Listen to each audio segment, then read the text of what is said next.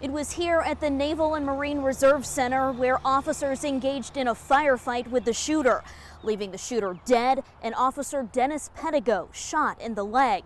But it was the quick thinking of 7 officers and 1 deputy that helped pull Officer Pettigo to safety. It's hard for Hamilton County Sheriff's Deputy Jeff Gadd to forget the scene off Amnicola Highway. They started yelling on the radio, "Officer down, officer down, officer down."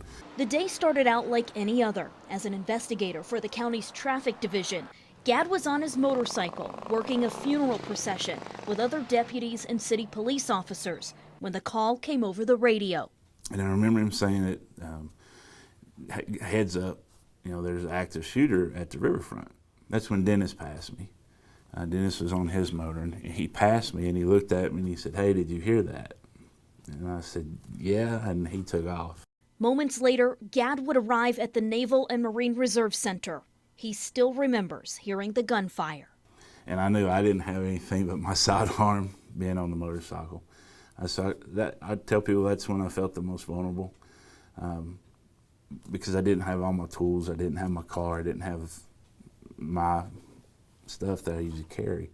As Gadd and other officers moved closer, he remembers realizing the officer who had been shot was one he was riding beside minutes prior. It's one of those things motor cops, I guess, notice about each other. And then I looked up, and I obviously knew as soon as I seen the boots, it was Dennis.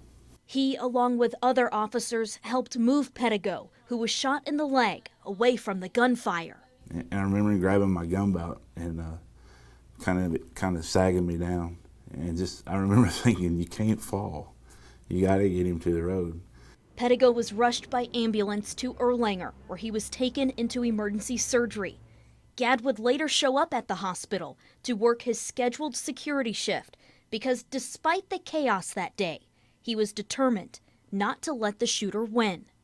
So that's when it kind of hit me to the point of, I'm not going to let this guy's, horrific act change my life as far as how I live and how I go about my daily business. Investigator Gadd will receive an award for his actions that day on Friday, and those Chattanooga police officers, they'll be recognized next week. Reporting in Chattanooga, I'm Michelle Herron, Channel 3 Eyewitness News.